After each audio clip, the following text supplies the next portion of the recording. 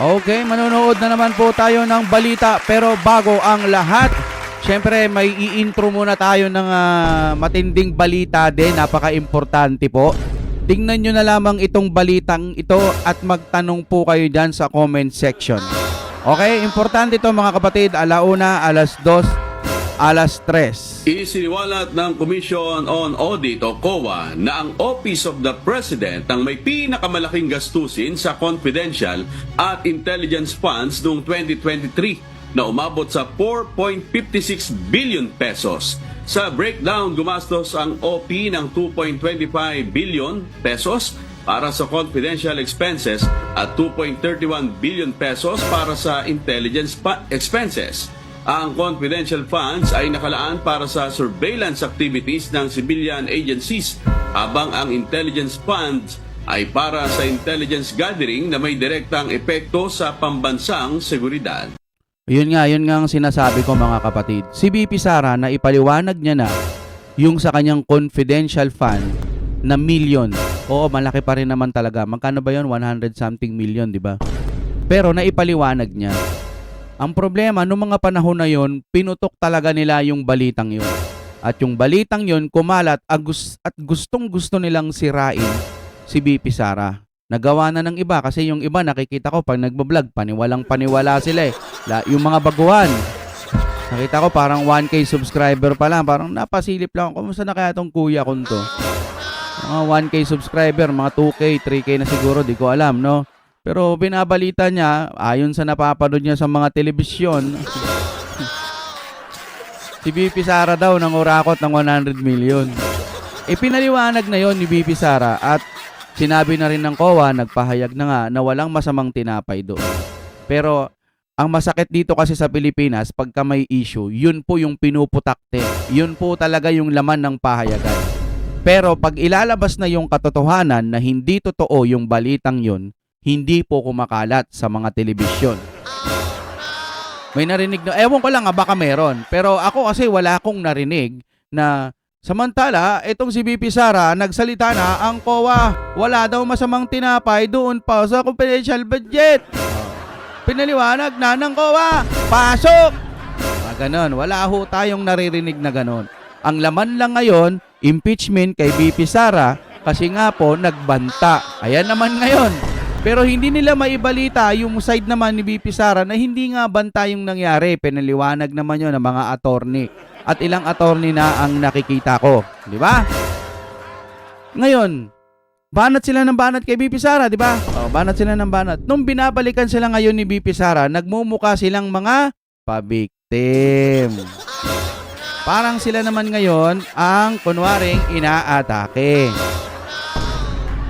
Ngayon, sinasabi na nung iba, panay kayo BP Sara, bakit hindi nyo naman imbestigahan yung Office of the President? Office of the President, tama ba? Oh. Ang laki pala ng budget. Ito tignan nyo Isiniwalat ng Commission on Audit o COA na ang Office of the President ang may pinakamalaking gastusin sa confidential at intelligence funds noong 2023 na umabot sa 4.56 billion pesos. Billion pesos ang narinig ko, hindi million pesos di ang laki nun. Ngayon, pwede din bang tanungin natin ang COA, anong meron, ewan ko lang kung nag-submit na po yung Office of the President, kung nagpasa na sila, kung ano na bang nangyari doon sa budget na yon. Pero, mabahala kayo kasi mas malaki po yung confidential fund na yon at paano po yun nagastos. Yun din po ang tanong doon. Kaso wala silang ibang ginagawa kundi mag-hearing po patungkol po doon kay BP Sara. Ngayon naman parang natapos na doon, parang wala na tayong naririnig ngayon. Yung fake news naman ngayon ang inaatupag nila. Tama nga naman yun, dapat talaga asikasuhin din yung fake news. Pero sana ipaubaya na natin yan doon po sa korte kasi may batas naman yan kapag ka fake news pwedeng kasuhan. Pagka hindi maganda yung sinasabi niya, pwedeng kasuhan, cyber libel, mga libel, mga ganyan. Pwede naman ang kasuhan, pero pinag-uusapan pa nila ngayon diyan sa mga hearing. Marami pa pong pwedeng pag-usapan sa hearing, no? Okay, sige, pag-usapan niyo 'yun, pero minsanan lang at magawa na agad ng paraan kung anong man ang gusto niyo diyan. Ang dami pong Ang dami pong problema ng ating bansa, mga kapatid. Sana po hanggat maaari, yun na lang po ang unahin natin. Gaya ng tanong ko noon, may nakabalita na ba dito sa inyo na may mga bulkan dalawa sa Pilipinas, pumutok yung bulkan? Naramdaman nyo ba? Nabalita ba ng highlights? Hindi. Karamihan po puro Duterte. Pagsisira sa Duterte. Yun lang ang nakikita natin. Kaya ito, ang title niya, malaking good news ito, di makapaniwala ang palasyo at kongreso, umatras na isahan ni BP Sara PRRD. Ayan po ang title ng panonoorin natin. Siyempre, galing yan sa Pinas News Insider, na sa description yan. Ito po yung thumbnail nila, palasyo umatras na. Question mark yan, ibig sabihin po hindi totoo. Ito ang matinding pasabog ni BP Sara PRRD. Ayan. Sila, dumiretso na sa korte, wala nang hearing-hearing kasi nga, parang walang nangyayari doon eh. 'Di ba? Yung Pogo din, yung Quadcom, 'di ba? Yung Pogo. Ano na po bang update noon? Napatunayan niyo po ba talaga may kinalaman po ang ating Pangulong Duterte? Yung ICC darating na daw, darating na ICC. Wala pa rin naman yung ICC. 'Di ba no? Yun lamang po, no? At ito, ipi-play na ho natin ang ating balita ngayong araw na to. Huwag niyo pong kakalimutan mag-like sa ating video. Here we go. At taga-suporta. Ito ang balita ngayon, trending at pinag-uusapan ngayon sa mundo ng social media. Ang di umano'y balitang mga abogado at taga-suporta ni Vice President Sara Duterte narang ang impeachment, formal na naghain ng petisyon for certiorari Ayun. and prohibition sa Korte Suprema upang Ayun. ipatigil ang impeachment complaint laban kay Vice President Sara Duterte. Ayun. At isa nga sa mga lumagda dito ay ang dating Pangulong Rodrigo Duterte. Kumpirmadong isa sa mga abogado ni Vice President Sara Duterte sa kanyang impeachment case at isa sa tatayong legal counsel nito. Walang Wow. iba ay ang dating Pangulong Rodrigo Duterte. At kung sakaling matuloy ang impeachment trial ni VP Sara Duterte, tiyak na di umanong mananagot ng mga taong nagsampa ng impeachment laban dito. Nice. Pero bago ang lahat, kung bago ka pa lamang sa aming channel, please huwag kalimutang mag-like, subscribe at i-click ang notification bell para mas maging updated ka palalo sa lahat pa ng bagong video na i-upload namin. At eto na nga mga kababayan, Eto na. kumpirmadong isa sa mga tatayong legal counsel ni VP Sara Duterte sa kanyang impeachment case ay walang iba kundi ang kanyang ama na si dating Pangulong Rodrigo Duterte. Sa petisyong inihain sa Korte Suprema, makikita ang Galing. lagda ng dating Pangulong Rodrigo Duterte bilang isa sa mga abogado ni BP Sara. Ayon pa sa balita, Rodrigo Duterte kabilang sa mga abogadong humarang sa impeachment ni BP Sara. Di ba sabi nila, parang may balita pa nga na dapat, ano bang term na ginamit yun? Disbarge ba yun? Ewan ko. Na parang hindi daw pwedeng maging attorney o ika-cancel daw si ating Tatay Digong dahil na nagmumura daw or nagbabanta at tumitegi ng mga tao. No? Parang may ganun akong balita na nakita eh. Parang ayaw nilang maging attorney pa ang ating dating Pangulo. Parang yun ang naririnig ko noon. Kasi dahil nga sa pagmumura, bla bla bla. Pero hindi pa rin pala napigilan kasi pumirma. Wala pa rin. Tuloy-tuloy tayo. Meron pa akong isang vision ulit. Tapos ating opinion, no, sa nakikita ho natin dito. Hirap na hirap po silang mapabagsak si BP Sara, no? Talagang ginagawa na siguro nilang lahat para na mapatalsik si BP Sara.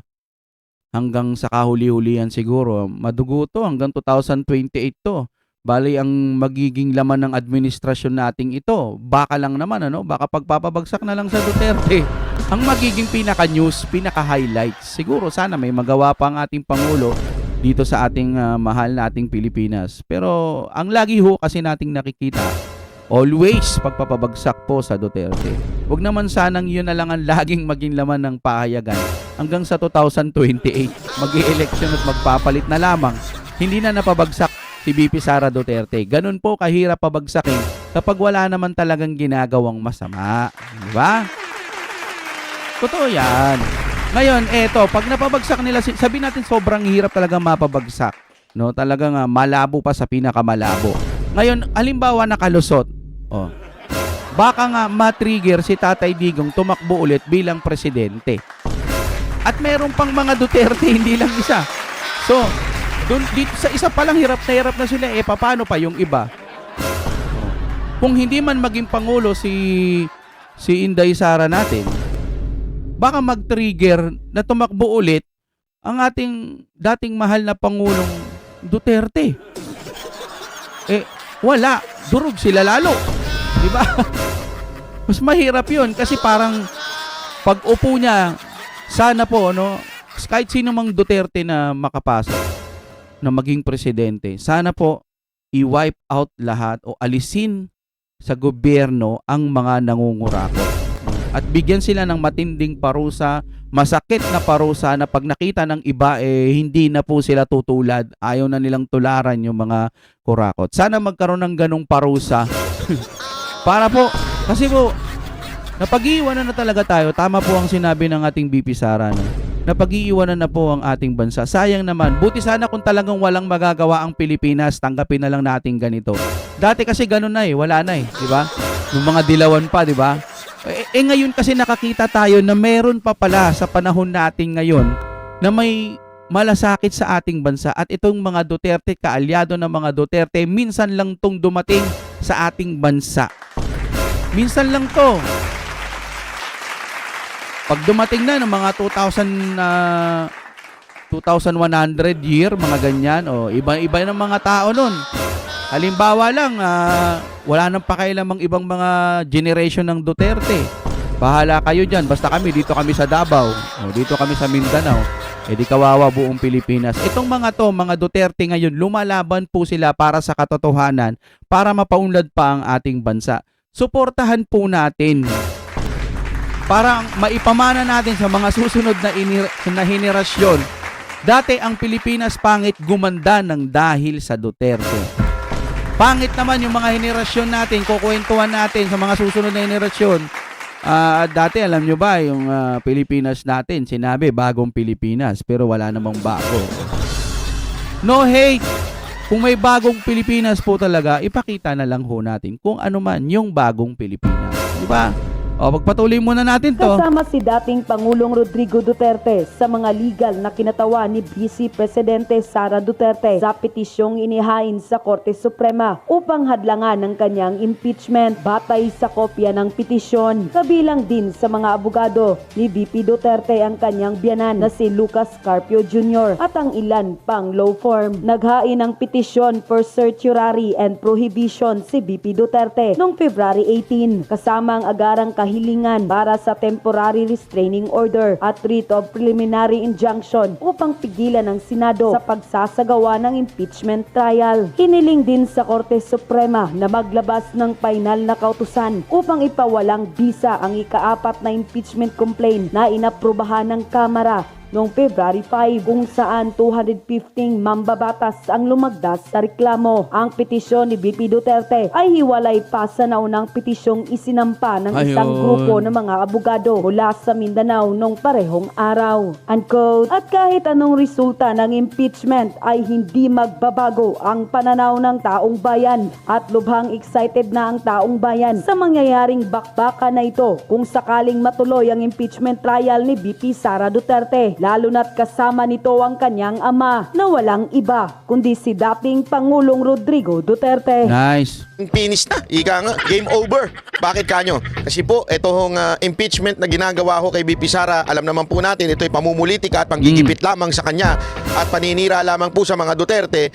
At ito na nga, si Pangulong Duterte mismo ang magiging abogado. Kasama ho sa pumirma, mga kababayan, si Tuloy-tuloy Pangulong na natin. Duterte. Pero bago yan, pag-usapan po muna natin, ano ba Shout out, Sir Banat Bay. itong kasong sinampa sa Supreme Court? Bakit pinatitigil? Ano ho ba ang dahilan ho niyan? Alamin po muna natin. Ito. Balita, naghain ng petisyon ang kampo ni Vice President Sara Duterte sa Supreme Court para questionin ang proseso ng Kamara sa impeachment laban sa kanya. Para sa ibang detalye, makakausap natin sa linya ng telepono si Camille Samonte. Camille, ano ba itong pasihan ni VP Sara dyan sa paghahain niya ng petisyon? Kini-question ni Vice President Sara Duterte ang naging proseso ng impeachment laban sa kanya ng Kamara. Iginiit ng bise na nilabag ng Kamara ang saligang batas sa paghahain ng impeachment complaint dahil hindi nito agad inaksyonan ang naunang 3 impeachment. Yon. So ito yung pinapaliwanag natin kagahapon, di ba? Na sabi ko nga sa inyo, panoorin nyo po yung aking video kahapon. Umaga ko in-upload dyan. Panoorin nyo po yan kasi nandyan yung paliwanag ni Atty. Torion at ng kanilang grupo. Ay, kasama pala ako doon. Atty. Torion at ng aming grupo na nagsampa sa Supreme Court na sinasabing ito ay pinatitigil dahil ito po ay mali, illegal na ginawa ng Kamara dahil hindi nga po dininig yung unang 3 impeachment complaint. Dapat inuna muna yon at bago ho itinuloy yung pang-4. Kaya lang ang ginawa nga ho nila ay pinastruck na ho nila doon sa pang-4 tapos para hindi makuha yung unang 3. Mga kababayan, importante ho yan sa batas kasi hindi pa pwedeng sunod-sunod ang reklamo ng impeachment. Kailangan may pagitan ng 1 taon. Yung dating impeachment, dapat to dininig na kagad noong palang Disyembre. Pero pinaliban ho nila. Alam nyo naman po, eto ho, hindi, alam mo naman mga congressman natin, yung iba dyan, yung karamihan dyan, bobo. Karamihan dyan, hindi abogado. Karamihan dyan, nagmamagaling. Yan ang totoo. Wala akong biro dyan, mga kababayan. Yan ang katotohanan. Karamihan po dyan, mga ano lang, parang napulot mo lang sa kanto. Diba? Lalong-lalo na yung mga wild. Kaya nga ito, mga kababayan, ito rin po yung sinasabi ngayon ng abogado ho ni VP Sara Duterte na mali ang ginawa ninyo, hindi tama yan, kailangan yan na itigil dahil bakit yung 4th impeachment complaint na kaagad ang may violation, ika nga. Pagpos ay yung ika-4 na impeachment complaint ang kanilang ipinasa sa Senado. Sa kanyang petisyon, hiniling ni VP Sara sa Supreme Court na maglabas ng temporary restraining order at writ of preliminary injunction para pigilan ng Senado sa naisagawa ang impeachment trial sa kanya. Paglabag daw sa saligang batas ang proseso ng impeachment sa Kamara dahil isang impeachment lang ang pwedeng ihain sa impeachable official sa loob ng 1 taon. Yon. Inihain ng BC ang petisyon kasunod ng paghain din ng petisyon ng ilang kaalyado ng mga Duterte laban sa impeachment. Ayun, sunod-sunod na. Naku, yari kayo ngayon. Pero ito, mas matindi ito. Si Digong mismo, si Pangulong Duterte mismo ang abogado. Samantala, nanindigan naman si Senate President Chito Escudero na hindi magpo-convene ang Senado para... Ayan, kasi ang dami yung nagpipilit daw sa kanya. Ang dami yung nagpipilit daw sa kanya na i-convene na. Kasi, di ba, sinasabi nga niya, sa June na, yung sa 20th Congress na ang ating pag-usapan po yan. Hindi pwede yan ngayon kasi kailangan ng plenary. Kailangan po muna silang bago madire-diretso dun sa impeachment trial. Okay? Marami daw, sabi, di umano. Mamaya, sasagutin yung Chis Escudero yan. Marami daw. Tablado yung mga media dyan, atat na atat Alam mo naman yung mga media, matindi pa laman yan Alam mo naman yung mga media na yan. May retainer siya mga yan Retainer siya sinusuot sa ngipin. Hindi, may mga retainer siya Hindi natin alam kung sino nagpupush niyan. Impeachment trial ni VP Sara habang nakareses pa ang Kongreso. Giit ni Escudero, hindi dapat madaliin ang impeachment proceedings dahil kailangan maging maingat sila sa paghawak ng kasong ito. Ayaw raw ni Escudero na magpadalos-dalos dahil baka ma-technical sila sa proseso at ma-question pa sa Korte Suprema. Ayun, mabuti pa ito si Chis Escudero Hindi hindi ako sold totally diyan kay Chis Escudero Pero kahit paano nag-iisip naman po. Sabi niya, wag natin madaliin kasi pag padalos-dalos, parang yung ginawa niyo sa Kamara. Di patong-patong kayo ngayon na kaso diyan o patong-patong kayo ngayon ng petition sa Supreme Court, di ba? Patong-patong kayo ngayon diyan. Kasi nga, minadali niyo tinarantado niyo yung due process para mabilis ang takbuhin niyang impeachment na yan. So in-impeach niyo kagad si VP Sara Duterte even without going through the due process. So ano nangyayari? Di puro petition ngayon sa Supreme Court. Kayo ngayon, buti na lang itong senador na to, itong Senate President, sabi niya, easy lang. Chill, Brad, chill. Alam mo naman, may date pa kami ni Hart. Hindi ganun ba? Ikaw naman, masyadong intrigera ka Ingit ka lang, porket may heart siya. Hindi kasi, yan naman talagang dyan. Huwag nyo kami madaliin. Ayusin natin to, idaan natin sa tamang proseso, baka ma-technical kami. Kasi alam mo, tama siya Pwedeng ma-technical sila pag ipilit niya yung plenary ngayon. Break na ho Tapos na ipipilit nyo pa Mas masakit pag pinipilit mga kababayan. Kailangan wag natin pilitin. Daan-daan lang sa simula. Sinasabi ko na sa inyo mga kababayan, wag ko tayong namimilit ng kapwa. Pag sabi nga, pag hindi pa hinog, wag muna nating pitasin. Ika nga, di ba? Yan yung sinasabi, simple-simple niya sa mga magsasaka natin di ba? Tama po ba ako, Lenny Robredo? Magsasaka sa tubig. Ay, hindi. Di ba? Huwag mong pipitasin hanggang hindi pa hinog. O, parang ganun din sa mga sa mga mangingisda eh. Pag hindi pa malaki yung isda, huwag mo munang kunin, huwag mo munang hulihin. No? Di ba? Antay mong maging hinog. Ito kasi minamadali. Hindi ko nga maintindihan ito mga kababayan ha. Ito mga tarantadong congressman na ito. Mantakin mo ha. December pa lang, meron ng impeachment na complaint. O, di ba? Tapos sabi sa batas, sabi sa rules, ika nga sa rules nila, kailangan maibigay kagad sa speaker. Mahina, 'di ba? Mahina siguro. Oh. So ang ginawa nila, nagpa-hearing muna sila, 'di ba? Yung mga EJK hearing, Quadcom hearing, at saka yung Chihuahua hearing, 'di ba? Nagpa-hearing muna sila. Inantay muna nila. Tapos nung umabot na sa 4th, tsaka yun ang kanilang ginawang impeachment o ginawang basihan ng impeachment nila yung pang-apat. Paano nga kababayan yung una, pangalawa, pangatlo? Wala. Hindi ho nag-iisip to mga ulul na ito na yan ay hindi tamang proseso. Maling proseso yan. Hindi ko nga alam bakit. Wala ba mga abogado sa mga ito? O talagang atat na atat obsessed lang sila kay BP Sara Duterte? Para mga walang abogado sa mga ito. No? Ha? Para silang mga atat na gusto nilang matanggal si BP Sara Duterte para maging Vice President yung peking Panginoon nila dyan. Pag naging Vice President yun, sigurado tiba-tiba na naman ang aming mga budget. Tapos bakalay mo may mangyaring hindi maganda at maging presidente yun. O di ba? Yung galawan nito mga congressman nito, talagang mga mukha kayong pera. Mukha kayong pera talaga. Kung hindi naman dahil sa pera, hindi nyo gagawin to. Sigurado ako hindi nyo gagawin ko to kung hindi dahil sa 150 million. Kaya huwag tayo maglokohan. This is the most masasabi nating dangerous maneuver sa inyong political career. Yan po ang pinaka-risky, di ba? Yan po ang pinaka-risky na ginawa ninyo sa inyong political career. You know until now. May nagkwento nga sa akin mga kababayan hindi ko na lang sasabihin, pero sa rally daw ni Marcos, lalong-lalo na daw doon sa Davao. Yung rally ng mga senador niya, wala. Tangina, hindi daw pinapansin.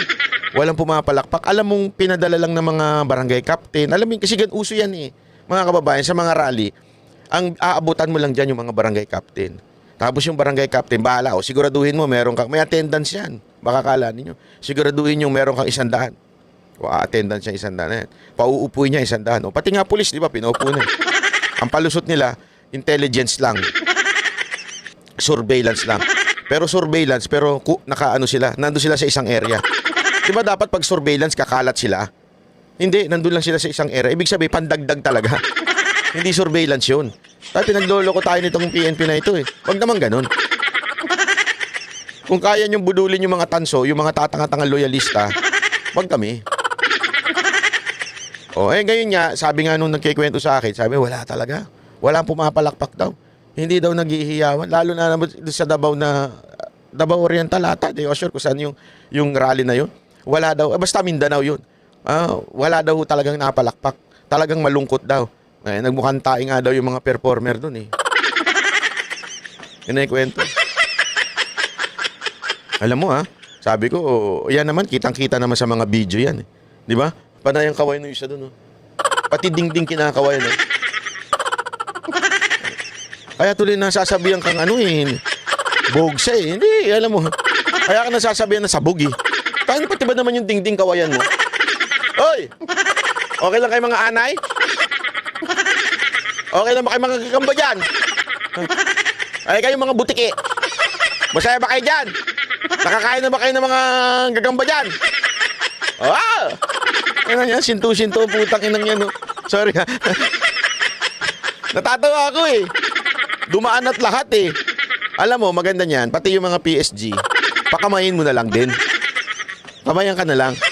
May nakita pa nga akong video, may tagapalakpak palakpak yung chubby na babae, palakpak kayo, dadaan na presidente. Sabi nga tawa ako ayop yan. Ano ba namang klaseng eto sabi nga nung may napanood ako this is the most hated administration. Hindi lang makaimik kasi alam natin merong fear factor na ginawa sila sa mga kokontra sa gobyerno. Meron silang fear factor.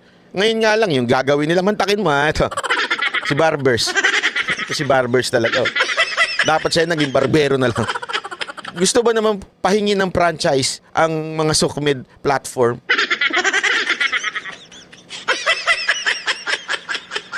Alam niyo yung franchise, 'di ba? Yung franchise, yung kunwari, network, ginagamit niya sa mga network eh, sa GMA, sa News 5, mga ganyan. Katulad nga nangyari sa SMNI, kahit labag sa batas, yung ginawa nila, pinatigil nila, 'di ba? Kasi humihingi ang mga network ng franchise mula sa Congress. Sila nagbibigay niyan eh. 'Di ba? May balita pa nga tayo diyan, mga franchise for sale. Woy, alam ko 'yan. Alam niyo yung franchise for sale? Mga mayayaman, bumibili sila ng franchise nila. Marami silang binabiling franchise. Tapos pag parang ano na yun eh, lumalago, pag tumataas yung presyo, parang stocks. Ginaganon daw. Tapos ibebenta ngayon doon sa interesadong mga producer. O, eto, may franchise na ako. O, akin na itong franchise na to. Parang license yan eh. O, eto, pwedeng gamitin to. Sama na ako sa korporasyon ninyo. Pwede na tayo magtayo ng istasyon. Ganon. Franchise for sale ang tawag dyan. Yung mga bali-balita dyan. This time naman, gustong pahingan ng franchise itong mga SOCMED. Itong Facebook, yung X, yung what they call this, TikTok. Gusto nila. YouTube, yung gusto nila pahinga ng gawa ng franchise. Ibig sabihin, lahat ng para mag-exist kayo, kailangan kayong humingi ng franchise mula sa Congress o sa House of Representatives. Ganun po. Kaya nga sabi ko, natatawa ako eh. Bakit to? Eh kasi kung hindi mo masunod yung gusto nila, kasi basically that's the franchise eh. Power yan ng Kamara. Ay patigil ang isang network. Kaya nga utu-uto yung mga network eh. Oh.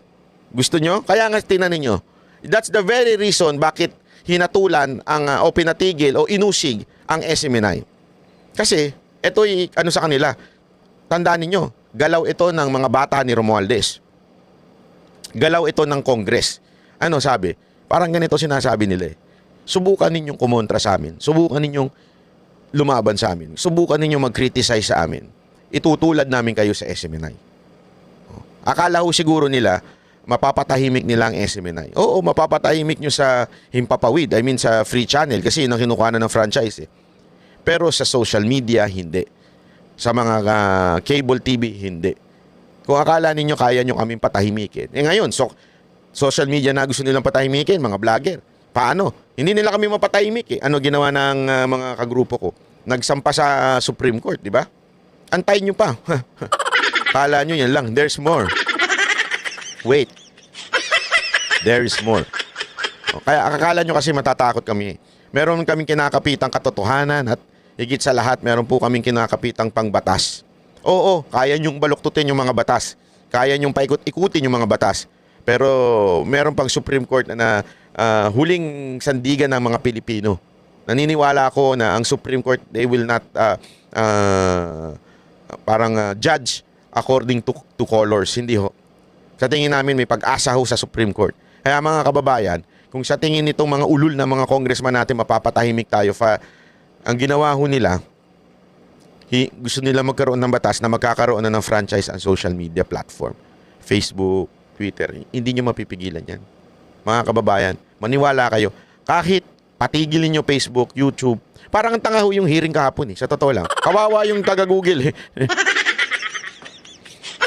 Dahil wala yung mga vlogger doon, siya na pagdiskitahan, pati yung tax ng Google. Tanga-tanga talaga eh. Tatawa ako eh.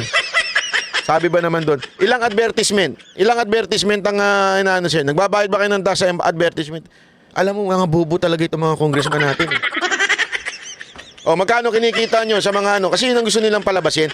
Gusto nilang ipitin sa tax. Hindi nila alam, yung Google Philippines, dito lang yan, hindi naman yan na may hawak ng platform ng YouTube. Kami po, sumasahod sa YouTube America. Kaya nga, nagbabayad kami ng tax sa YouTube America. Nasa ano ho yan eh, kasi kumuha naman kayo na researcher.